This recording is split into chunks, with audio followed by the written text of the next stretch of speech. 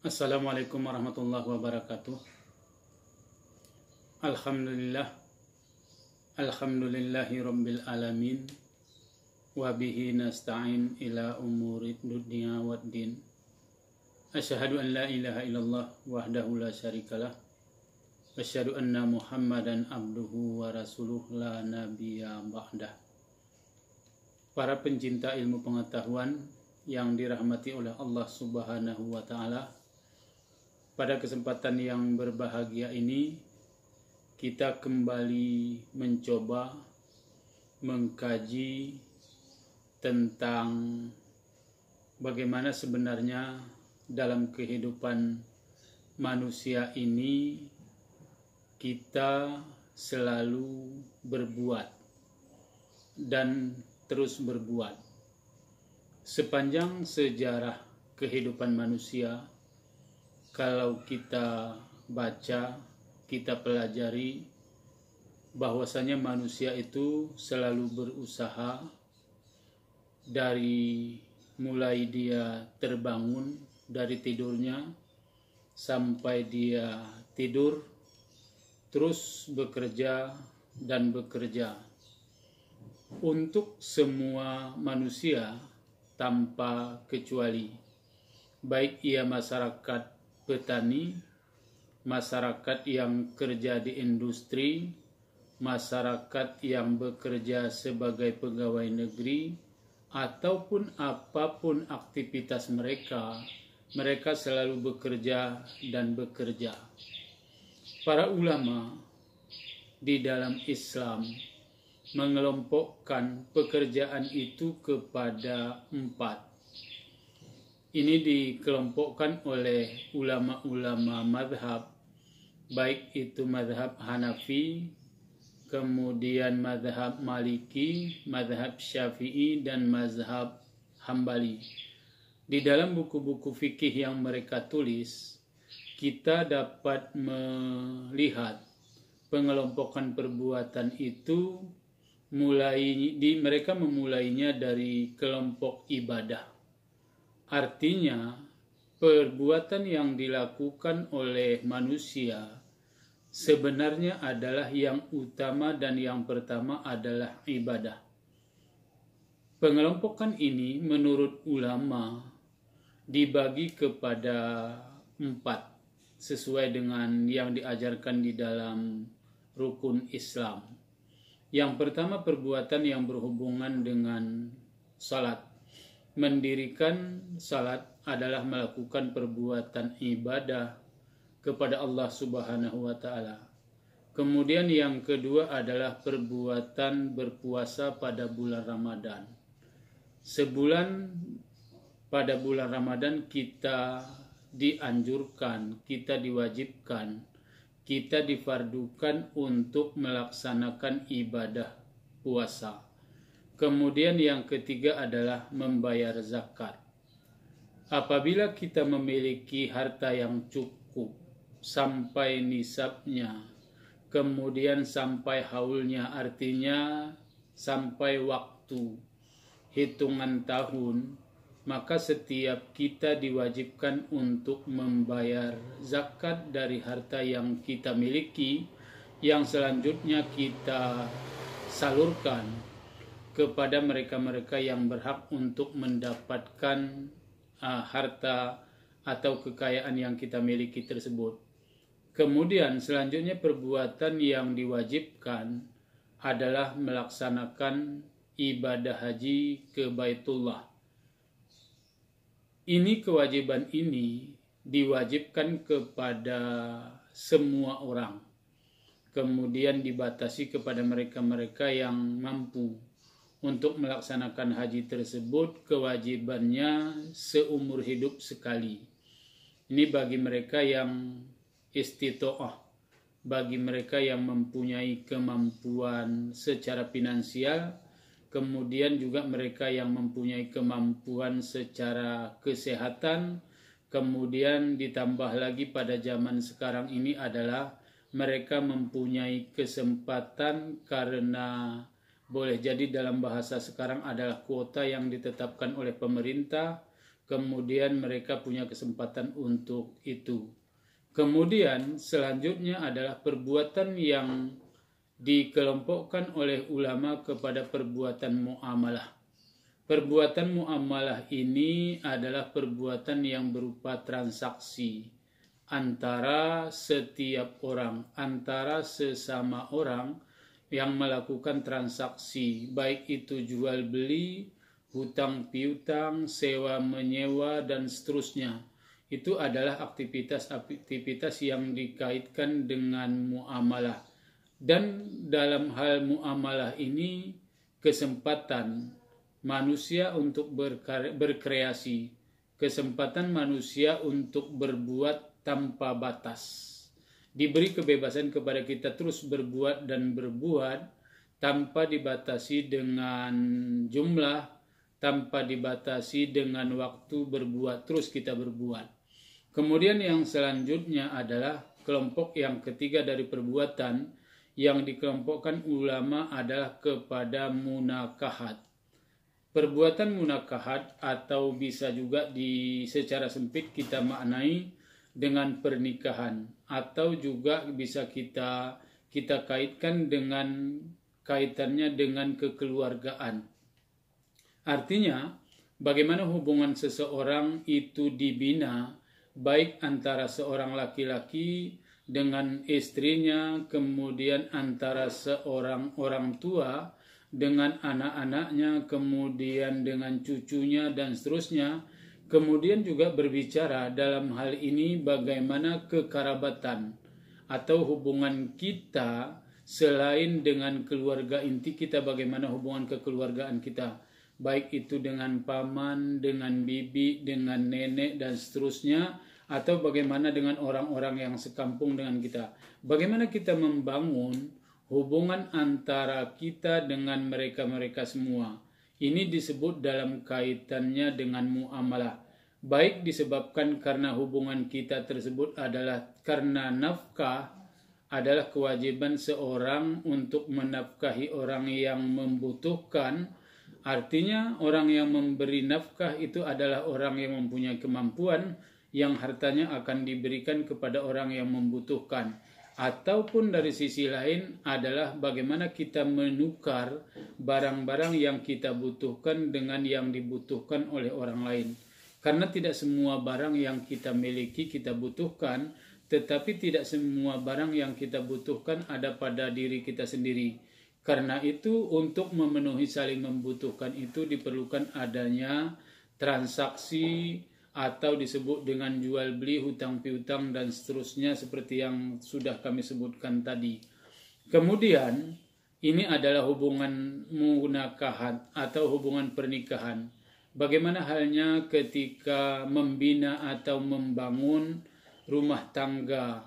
Bagaimana hubungan yang dibina, apakah didasarkan kepada kebutuhan atau sebenarnya apa yang menjadi inti daripada hubungan di dalam kekeluargaan tersebut. Kemudian selanjutnya ulama mengelompokkan perbuatan itu kepada yang keempat adalah yang berhubungan dengan perbuatan jinayah. Ini perbuatan yang berhubungan dengan pelanggaran, berhubungan dengan kejahatan, baik itu kejahatan yang sifatnya individual, baik itu kejahatan itu boleh jadi untuk diri kita sendiri, kemudian kejahatan itu kita lakukan kepada orang lain secara langsung, atau juga bisa kita masukkan bahwasanya kejahatan ini adalah kejahatan sistem. Bagaimana kita katakan kejahatan sistem? Bahwasanya orang membuat aturan, orang yang melaksanakan aturan itu membentuk sebuah sistem. Apakah dia dalam kelompok yang terkecil ataupun kepada kelompok yang terbesar, sehingga mengakibatkan sistem yang dilakukan, sistem yang dibuat itu merugikan orang lain, baik orang lain secara individu ataupun secara kemasyarakatan. Jadi pelanggaran-pelanggaran itu disebut dalam sistem yang disebut dengan sistem atau pembahagian dalam bidang jinayah.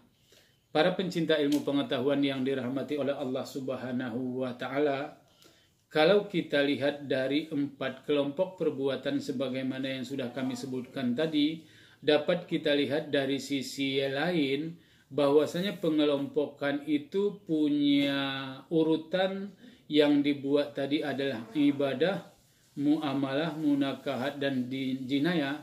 Ini mempunyai sistematika yang logis. Ini mempunyai urutan yang bisa dipertanggungjawabkan berdasarkan akal, berdasarkan pikiran manusia. Karena itu pembuatan urutan itu diawali dengan ibadah. Ibadah, prinsip dasarnya adalah melaksanakan apa yang diperintah oleh Allah Subhanahu wa Ta'ala. Jadi kalau kita ingin beribadah, kalau kita ingin melakukan perbuatan ibadah, maka terlebih dahulu kita harus mengetahui landasan atau dalil sehingga perbuatan itu kita lakukan. Sebagai contoh umpamanya dalam perbuatan ibadah, kita melaksanakan ibadah salat 5 waktu sehari semalam, kita mempunyai landasan hukum, kita mempunyai Al-Quran, kita mempunyai hadis yang di dalam Al-Quran dan hadis tersebut memerintahkan kepada kita untuk melakukan perbuatan tersebut. Contoh ayat yang mengatakan hal tersebut adalah perintah untuk salat. Ya ayyuhalladzina amanu aqimus salah. Umpamanya ayat ini memerintahkan kita untuk mendirikan salat. Namun ketika Allah memerintahkan kita untuk melaksanakan salat, kita tidak bisa secara serta-merta langsung mengerjakan perbuatan tersebut. Kenapa? Karena perbuatan yang diperintahkan oleh tersebut terlalu bersifat global, terlalu bersifat umum.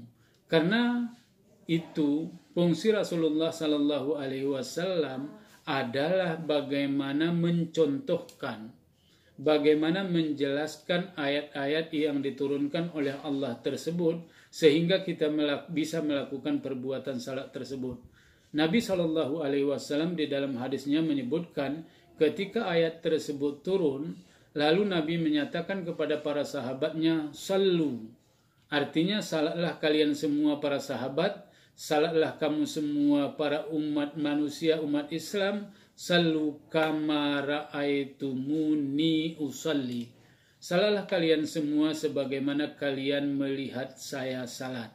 Ini adalah sebuah pencontohan yang diberikan oleh Rasulullah kepada umatnya bagaimana melaksanakan perintah Allah yang dicontohkan oleh Rasulullah.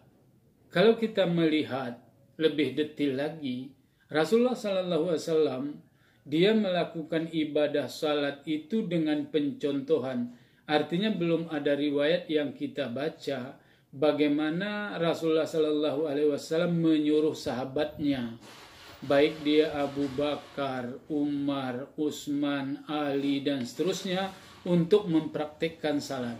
Kita tidak pernah mendapatkan riwayat tentang hal itu. Jadi Rasulullah SAW untuk melakukan perbuatan salat, untuk mencontohkan perbuatan salat, dia mencontohkan sendiri bagaimana pelaksanaan ibadah tersebut. Artinya sahabat-sahabat yang ada pada saat itu melihat Rasulullah SAW untuk melakukan salat, kemudian perbuatan salat itu diikuti. Jadi pekerjaan-pekerjaan salat yang kita lakukan sekarang itu haruslah sesuai dengan apa yang pernah dilakukan oleh Rasulullah SAW. Ulama menyepakati, ulama mengatakan ada yang disebut dengan rukun salat, ada yang disebut dengan syarat salat. Artinya apa? Ada perbuatan-perbuatan yang harus dilakukan oleh seseorang yang akan mendirikan salat. Sebelum dia melakukan salat, ada perbuatan yang harus dia lakukan. Umpamanya diantaranya adalah berwudu. Berwudu ini adalah perbuatan yang dilakukan sebelum memulainya salat. Kemudian ada perbuatan-perbuatan yang dilakukan ketika melakukan salat tersebut. Di antara perbuatan-perbuatan itu ada ulama yang merumuskan dengan 13 rukun. Ada ulama yang menyebutkan dengan 16 rukun. Yang jelas rukun itu adalah perbuatan-perbuatan di mana perbuatan itu kita lakukan ketika kita melakukan perbuatan salat.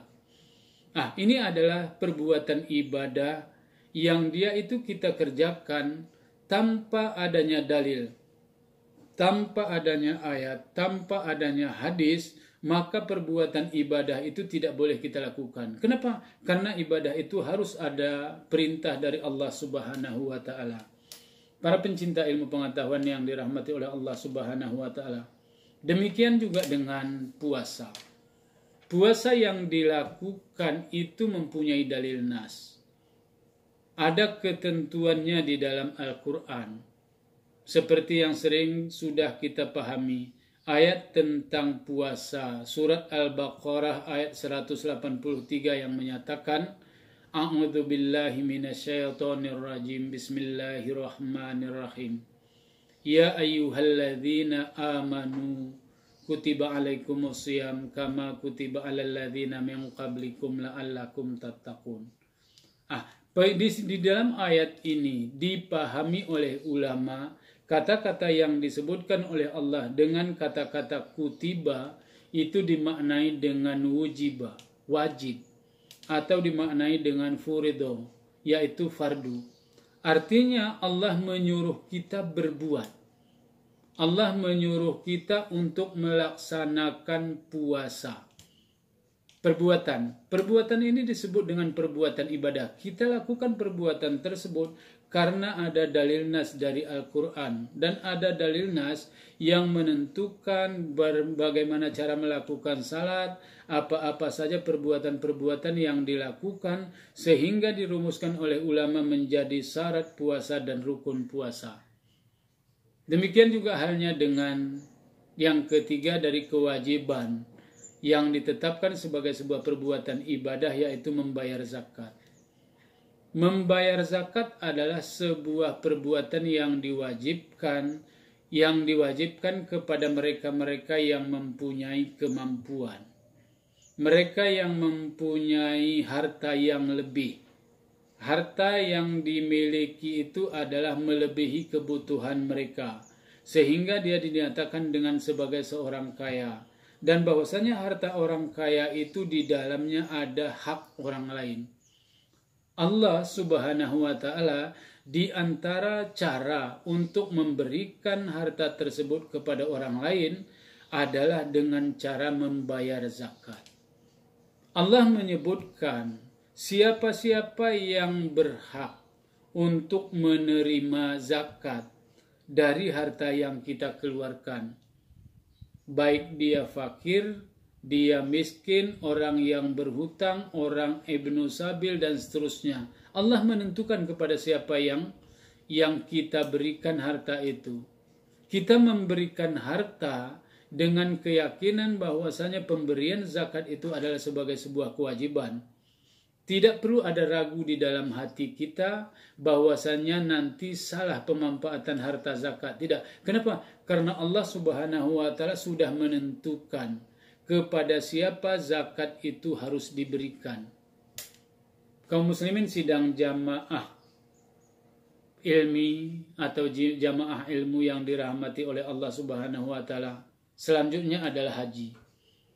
Melaksanakan ibadah haji adalah sebuah kewajiban yang ditetapkan oleh Allah dengan dalil nas. A'udzu billahi minasyaitonir rajim. Bismillahirrahmanirrahim. Lillahi 'alan nasi hajjul bait man istata'a ilaihi sabila. Allah Subhanahu wa Ta'ala mewajibkan lillahi 'alan nas, semua manusia wajib untuk melaksanakan puasa. Lillahi 'alan nasi hajjul, melaksanakan ibadah haji ke Baitullah. Man istata'a ilaihi sabila. Kemudian karena pelaksanaan haji itu adalah sebuah tempat yang jauh, artinya tidak semua orang yang tinggal di tempat Baitullah, sehingga kesempatan itu diberikan oleh Allah memadai untuk sekali. Tidak harus berkali-kali, diwajibkan sekali dalam seumur hidup bagi mereka yang mempunyai kemampuan. Baik kemampuan fisik seperti yang saya katakan tadi, atau juga kemampuan finansial. Dia punya harta kekayaan. Atau boleh jadi karena kemampuan, sehingga mempunyai kesempatan, diberikan kesempatan untuk melaksanakan ibadah haji, baik karena dia mempunyai jabatan, ataupun karena alasan-alasan tertentu pemerintah memberikan kesempatan untuk dia untuk melaksanakan haji. Boleh jadi karena dia punya kemampuan ketika perlombaan MTQ, ketika perlombaan apapun yang dilakukan, lalu diberikan hadiahnya ada untuk melaksanakan haji. Ini adalah makna yang kita pahami dari sebuah pemahaman bahwasanya ibadah-ibadah yang kita lakukan itu mesti ada dalil nas. Dan kita tidak boleh mengatakan bahwasanya suatu yang tidak punya dalil itu sebagai ibadah. Kalaupun mau kita katakan itu sebagai ibadah, maka kita harus kembalikan lagi bahwasanya ibadah yang tidak disebutkan secara dalil nas dan secara tegas itu disebut dengan ibadah ghairu mahdah. Sedangkan ibadah-ibadah yang kami sebutkan tadi ada salat, ada puasa, ada zakat, ada haji, itu adalah ibadah mahdah. Arti ibadah mahdah adalah ibadah yang dikerjakan dia itu sudah ditentukan bagaimana cara melaksanakan perbuatan tersebut dan kapan perbuatan itu harus dilakukan. Cara untuk melaksanakan salat sebagaimana yang dirumuskan oleh ulama berdasarkan dalil-dalil hadis, itu ada yang mengatakan seperti yang saya katakan tadi 13 rukun. Itu adalah cara untuk melakukan perbuatan. Ada yang mengatakan 16. Itu adalah cara atau metode yang dilakukan, yang diajarkan harus seperti itu. Kita tidak punya kreasi. Kita tidak bisa mengkreasikan bagaimana pelaksanaan ibadah itu kita lakukan. Demikian juga dengan puasa. Boleh jadi kita akan mengatakan bahwasanya tujuan daripada puasa itu adalah untuk merasakan bagaimana susahnya orang miskin ketika dia tidak makan. Ketika dia tidak punya harta lalu dia merasa susah. Boleh jadi itu yang kita pahami, tetapi pemahaman kita itu yang jelas sebenarnya bukan itu yang menjadi intinya. Tetapi intinya adalah karena puasa itu adalah sebagai sebuah perintah Allah, maka kita katakan apakah itu tujuannya atau bukan. Yang jelas dia adalah sifatnya ta'abbudi. Ta'abbudi itu adalah sebuah perbuatan yang sifatnya ibadah yang harus kita lakukan dengan cara dan waktu yang telah ditentukan. Artinya ibadah puasa itu harus ditentukan bahwasanya puasanya pada bulan Ramadan. Itu adalah hukum wajib. Sedangkan puasa-puasa yang lain yang dilakukan pada hari Senin, pada hari Selasa, pada hari Kamis, itu bukanlah ibadah yang wajib, tetapi itu ibadah yang sunnah. Dan pada hari-hari dan waktu-waktu yang lain, itulah ibadah. Kemudian juga dengan zakat tadi sudah ditentukan semua. Kapan harus membayar zakat, berapa jumlah yang harus dibayar, apa aktivitas perbuatan yang harus dibayar zakatnya, benda apa yang dihasilkan oleh seseorang itu sehingga benda itu wajib dikeluarkan zakat. Kemudian demikian juga dengan haji tadi. Yang jelas rumusan yang kita buat bahwasanya ulama menjadikan atau membuat pembahagian perbuatan tadi keempat yang untuk hari ini kita bahas adalah tentang ibadah, bahwasanya ibadah itu punya prinsip satu, kerjakan kalau dia itu ada dalil. Kemudian prinsip yang kedua, terakhir, dari ibadah prinsipnya adalah dosa. Artinya, ketika orang tidak melakukan ibadah, ketika dia tidak melaksanakan salat, ketika dia tidak berpuasa, ketika dia punya harta tidak bayar zakat, ketika dia punya kemampuan tidak melaksanakan ibadah haji, kita hanya bisa mengatakan kepada mereka, dia adalah orang yang dikelompokkan kepada orang yang berdosa. Kita tidak punya upaya lain.